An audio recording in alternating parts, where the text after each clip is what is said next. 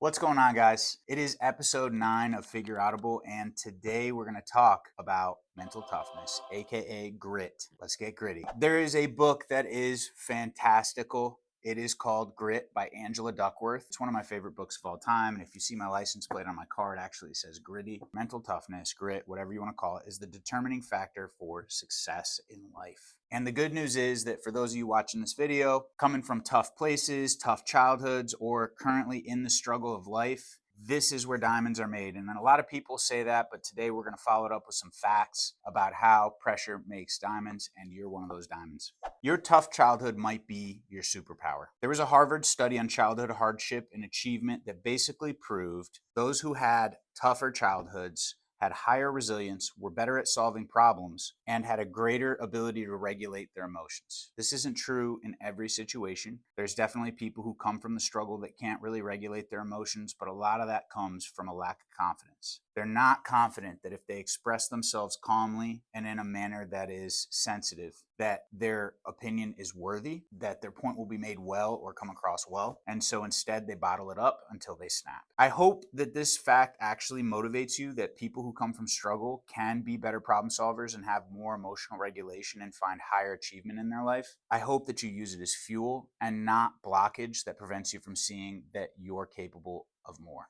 On the subject of emotional regulation, aka self control, it requires a lot from you. You guys already spend a ton of time in your head right now. And in order to have better self control, it means that your self conversations need to be productive. There is a sweet spot that I like to call the middle path, and it's in between the North and South Pole. The North Pole is cockiness. You can do no wrong. You're perfect. You're great. You're impenetrable. And the South Pole, you're a piece of crap who can't do anything right. Either one of those choices is laziness, and it's not the right way to go about it. Every single one of you guys can think of somebody who's either way too cocky or thinks they're a piece of crap who can do nothing good. And maybe you're one of those people. If you're cocky or you're self-deprecating, I promise you, you're going to have a happier, healthier life in the middle. But you only get to be there by removing those internal voices. If you make a mistake, somebody calls you out on it and you feel crappy about it, and you spend all your time in your own head talking about how it's not your fault, then you're falling on the North Pole. You're being cocky. You're being somebody who's not going to make adjustments or changes in their life, and you're going to continue to double down when you're wrong. And if you're the other person that I used to be, where when somebody is rude to me, I somehow think that this is something that I can fix,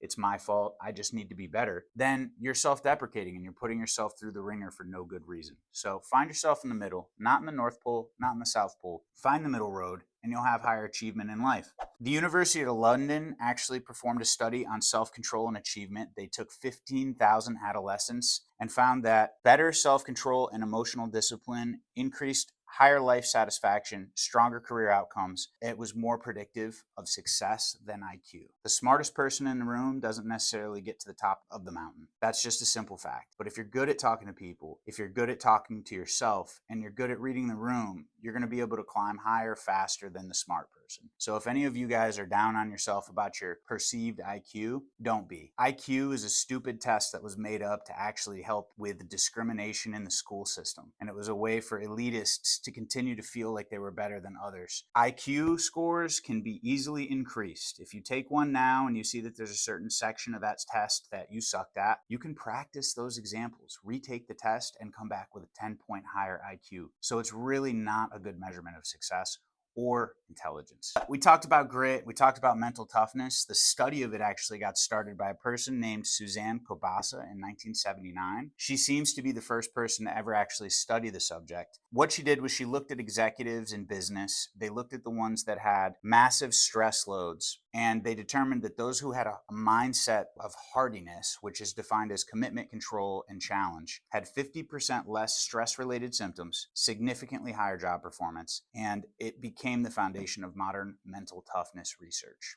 Do you come from struggle? You might have what's called an adversity advantage. Forge your identity around solving problems and forge your identity around being the person who came from a tough spot but climbed out of it. It's going to make you tougher. It's going to make your mind more resilient, and you're going to be more of a person who can figure it out, because everything is figure outable. No one is going to come to save you. And I think that a lot of us in life, because we were all children at one point in time and we all had parents or parental roles who came and saved the day, that doesn't happen once you're an adult. And you become an adult in an unofficial manner. Is it when you're 18? Is it when you're 21? It doesn't doesn't really matter. At some point in time in life, you're on your own. Nobody is going to care about you more than you care about yourself. And if you're not doing a good job of that, I promise you, you're not going to save yourself either. But I believe that you can. And I believe that you're the only one who's going to be able to do it. I'm here to help you create the habits so you can save yourself. Grit beats talent. And there's a good phrase that I like to say that hard work beats talent when talent doesn't work hard. Nobody has talent or skill without hard work. It's impossible. Nobody's a prodigy. They don't pick up the violin when they're 2 years old and learn to read sheet music. They put in hours of work and consistency and discipline and grit. Anything that you want to be good at in life can be achieved in the same manner. So when you see somebody out there that seems to be a great weightlifter or they're best at running marathons, they didn't stumble into that position. They worked their way there. After all this, I can just tell you mental toughness is going to make you more successful in life and better at solving the problems that come your way.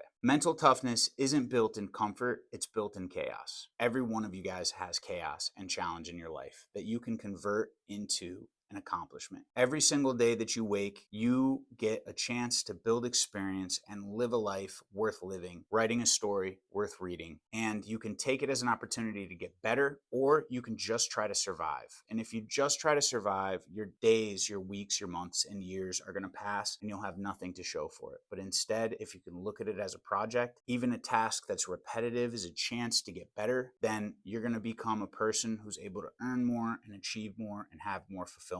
We see things that happen in life. We see people that suck, and we wish that sometimes we could be the karmic hammer of justice. But the fact of the matter is that the people that harm us in our lives, they live miserable lives every single day. A good person does not step on others. A kind and well-balanced and happy human being isn't insecure. They're not buying a purple Lamborghini. They're buying a black car that's fun to drive and it's for themselves. People who are out there flashing their wealth, flashing their success in front of you, they're not doing that because they're content. They're doing that because there's a deep insecurity inside of them, wishing bad things on those who seem to be successful, or wishing bad things on those who step on you intentionally or unintentionally. It's just not worth it. It's like drinking poison and expecting the other person to die. I think a lot of people, especially as men, we want to be perceived as tough, which means that we're a little bit quicker to show our anger or be an intimidating presence. That person usually isn't courageous. If you're quick to losing your temper, it usually means that you have a lack of emotional control on the inside and you're uncomfortable and you don't know how to handle the situation at hand. Unfortunately, a lot of us will see that and be like, oh, that guy's a tough guy, but it's really not a tough guy. It's a fragile human being. If I'm really convinced that my line of thought, my belief system is true, then I don't need to yell at you to make my point. And I don't need to make you feel like you're wrong for me to feel right. I should already feel right and I should already be calm. And so a lot of these people, especially with the rise of toxic masculinity or the new manscape manosphere where young men are looking for guidance and what it means to be a man, I can tell you what it's not. It's not being aggressive and it's not talking down to people. It's not beating people up. It's not being physical. Being a man is having courage and is having discipline and is keeping control of the situation when all signs are leading to chaos. You can get the ship through the rough waters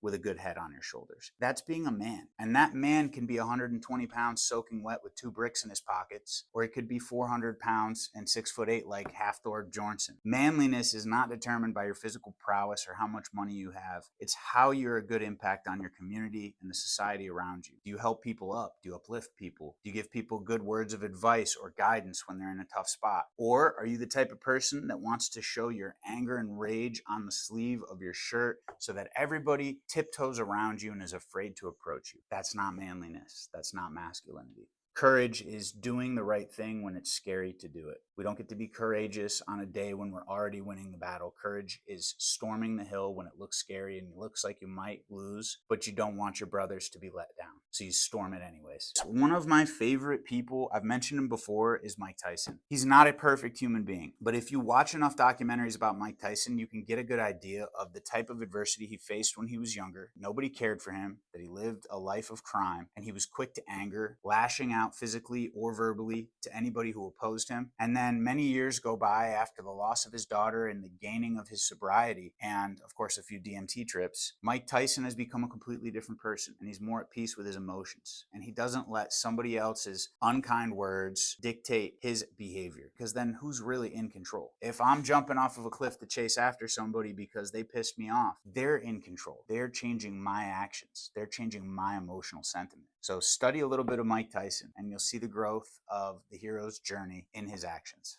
I'm going to end this episode by telling you guys that semantics and the definitions of words are something that I get hung up on. You call them pet peeves of mine. I spend a lot of time thinking about this. And one of the things that I think is really interesting is if a person uses the word deserved or earned.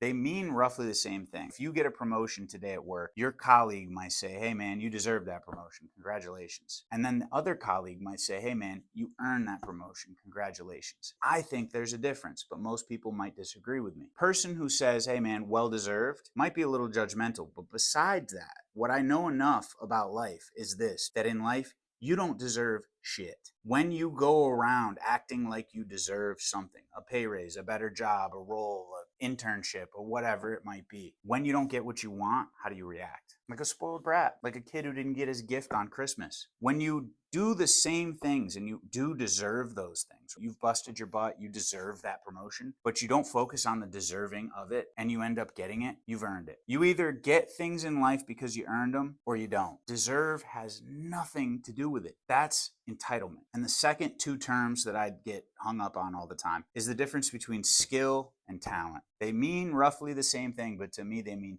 two totally different things. When somebody tells you that you're so talented, what they're saying is you got lucky. You had an aptitude. You started off on easy. And so the reason why your voice is so beautiful is just because you're talented, but not because you worked hard. I firmly believe that there is a big difference between those two terms. And a person is either skilled or they're not. They're never talented, just skilled. Kobe Bryant, back here on the wall, was not the tallest, was not the fastest, was not the biggest, but he was one of the best basketball players of all time because he put the work in. He might have been 6'3", 6'4", which is tall, but he certainly wasn't 7'1". He didn't have the highest vertical leap, but he was the best student of the game. He put in more work than anybody. And so the challenge that I have to you guys is stop attacking people with the idea that they're talented as if they stumbled into that position of opportunity, and start to appreciate the fact that they probably worked their butt off to get there to cultivate that skill. So once again, I'm going to say this: hard work beats talent when talent doesn't work hard. You either have it or you don't. You either have the hard work, which develops the skill, or you don't. Aptitude is not the same thing as talent. Aptitude is being naturally gifted at something, but that's not enough to get you to the top. It's always going to be about hard work, and you guys can do it too. As always, hope you enjoyed this episode. Have a great day.